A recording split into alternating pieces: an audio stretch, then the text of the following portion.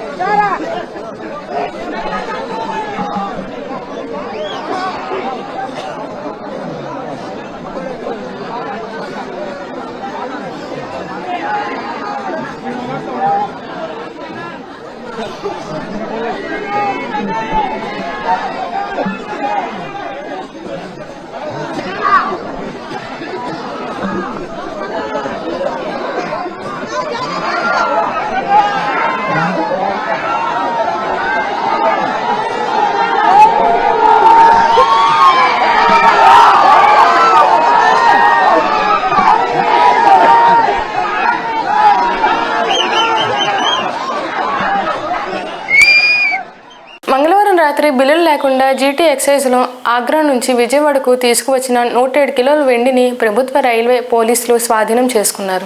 సందీప్ అనే ఒక వ్యక్తి ఆగ్రా నుంచి 107 కేజీలు సిల్వర్ ఐటమ్స్, ఫ్యాన్సీ ఐటమ్స్ తీసుకుని ప్లాట్ఫామ్ నెంబర్ 8లో దిగిన తర్వాత మేము చెక్ చేసాం. చెక్ చేసినప్పుడు అతని దగ్గర దీనికి సంబంధించిన లీగల్ డాక్యుమెంట్స్ ఏమైనా ఉన్నాయని అడిగితే అతను ఎటువంటి డాక్యుమెంట్స్ ప్రొడ్యూస్ చేయలేదు. సో దాని మీద మేము ఈరోజు సెంట్రల్ జిఎస్టీ వాళ్ళకి ఇన్ఫర్మేషన్ ఇచ్చి వాళ్ళకి ఇవన్నీ కూడా హ్యాండ్ ఓవర్ చేసి ప్రాపర్గా దీన్ని లీగలైజ్ చేయమని చెప్పేసి వాళ్ళకి ఒక రిక్వెషన్ ఇచ్చాం. వాళ్ళు కూడా వచ్చున్నారు. వాళ్ళందరికీ కూడా ఇవన్నీ కూడా 107 కేజీలకు సంబంధించిన సిల్వర్ ఐటమ్స్ అన్నీ కూడా హ్యాండ్ ఓవర్ చేయడం జరుగుతుంది. వల్లభనేని వంశీని జగన్ పరామర్శించడాన్ని మాజీ మంత్రి సోమిరెడ్డి చంద్రమోహన్ రెడ్డి తప్పుపట్టారు. జగన్మోహన్ రెడ్డి ఈరోజు ఆయన ఒక దుర్మార్గుడిని పరామర్శించడానికి పోయినాడు. అక్కడికి పోయి ఆయన ఏం మాట్లాడుతున్నాడు జగన్మోహన్ రెడ్డి? ఆయన కులాల గురించి మాట్లాడతాడు, చంద్రబాబు నాయుడు గారు లోకేష్ బాబు గురించి మాట్లాడతాడు. నీ పార్టీ వాళ్ళు కూడా సమర్థించరు. అదేమంటే వార్నింగ్ ఇస్తావు, సప్త సముద్రాలు ఉన్న పట్టుకొంచి లోపలేస్తానంటావు. ఇది కర్మ. నేను ఒక సలహా చెప్తా.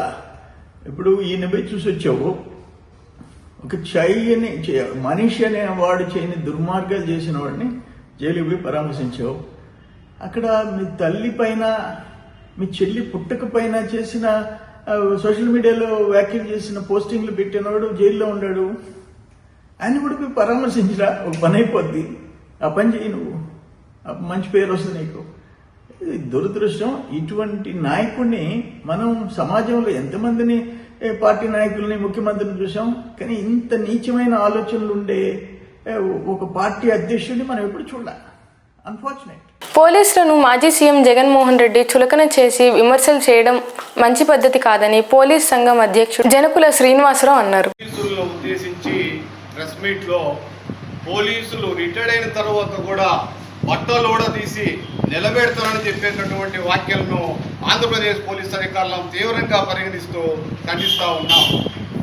ఎందుకంటే గతంలో 9 నెలల క్రితము మీ ప్రభుత్వంలో కూడా ఇదే పోలీసులు పనిచేశారని చెప్పి ఒకసారి గుర్తు చేస్తూ ఉన్నాం. ఎందుకంటే పోలీసులు ఎప్పుడు కూడా చట్టానికి, న్యాయానికి, సత్యానికి, ధర్మానికి నిలబడిన 4 సింహాలు పోలీసు, దానికి సెల్యూట్ చేస్తామే తప్ప చట్టాల పట్ల, ప్రజాస్వామ్యం పట్ల వ్యతిరేకత ఉన్న వాళ్ళకి ఎవరికి కూడా మేము సెల్యూట్ కొట్టమని చెప్పేసి ఈ సందర్భంగా తెలియపరుస్తూ ఉన్నాం. రిటైర్డ్ అయిన తర్వాత కూడా ఆ విధంగా మీరు, అంటే మాజీ ముఖ్యమంత్రిగా పనిచేసిన మీరు 5 సంవత్సరాలు ఈ రాష్ట్ర ముఖ్యమంత్రిగా ఉండి కూడా ఈరోజు ఈ విధంగా మాట్లాడుతుంటే అది చాలా దురదృష్టకరంగా ఆంధ్రప్రదేశ్ పోలీస్ అధికారుల సంఘం భావిస్తూ ఉన్నది.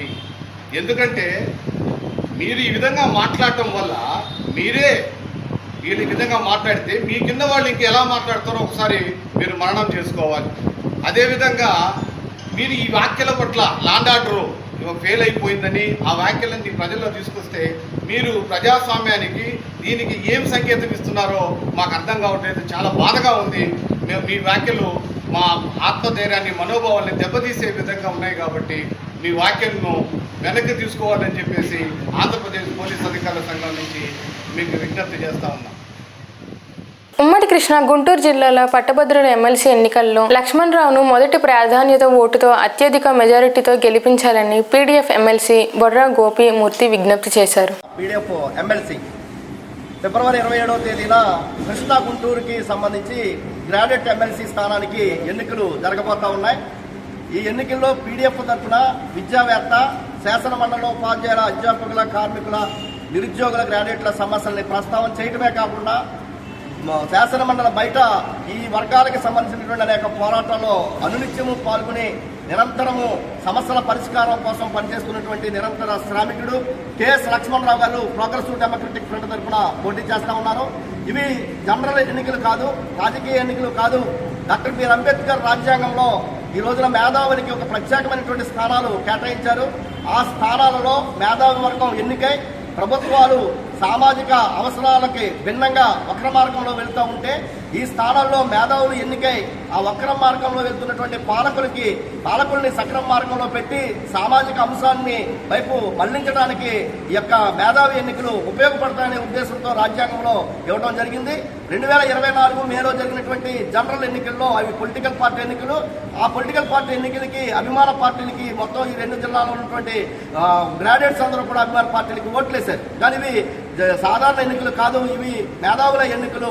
కాబట్టి ఈ మేధావులకి ఎన్నికల్లో ఒక విద్యావేత్తగా ఉన్న కెఎస్ లక్ష్మణరావు గారిని గెలిపించాలని చెప్పి ఆయనకి ప్రథమ ప్రాధాన్యత ఓటు వేయాలని చెప్పి జనరల్ ఎన్నికల కంటే భిన్నంగా ఈ ఓటు ఉండాలని చెప్పి కూడా ఈ సందర్భంగా తెలియజేస్తా ఉన్నాం. దురదృష్టవశాత్తు ఈ ఎన్నికల్లో కూడా పొలిటికల్ పార్టీలు ఎంటర్ అయి మేధావుల ఎన్నికల యొక్క వాయిస్ ని స్పేస్ ని కూడా ఆక్యుపై చేస్తున్నటువంటి దురదృష్టకరమైనటువంటి సంఘటన జరుగుతూ ఉంది. కాబట్టి ఈ 2 జిల్లాల ఉపాధ్యాయులు, అధ్యాపకులు, గ్రాడ్యుయేట్స్, నిరుద్యోగులు కూడా పెద్ద ఎత్తున మన కెఎస్ లక్ష్మణరావు గారికి ఓటేసి ఈ యొక్క రాజ్యాంగ ఉద్దేశాన్ని, ప్రజాస్వామ్య విలువలు కాపాడే మహాయుద్ధంలో పాల్గొనాలని చెప్పి కెఎస్ లక్ష్మణరావు గారికి ఫస్ట్ ప్రయారిటీ ఓటేసి గెలిపించాలని చెప్పి సవనీయంగా పీడీఎఫ్ తరఫున కోరుతా ఉన్నారు. జగన్ పై మాజీ మంత్రి దేవినేని ఉమామహేశ్వరరావు మండిపడ్డారు. స్థానిక సంస్థల ఎన్నికల్లో నామినేషన్లు వేయనివ్వకుండా నామినేషన్ వేసే పత్రాలను కూడా లాక్కొని చించేసి వెళ్ళిన ప్రజాప్రతినిధుల మీద కూడా దాడులు చేయించి ఇవాళ నువ్వు స్థానిక సంస్థల ఎన్నికల గురించి, లేకపోతే వైస్ ప్రెసిడెంట్ ఎన్నికల గురించి,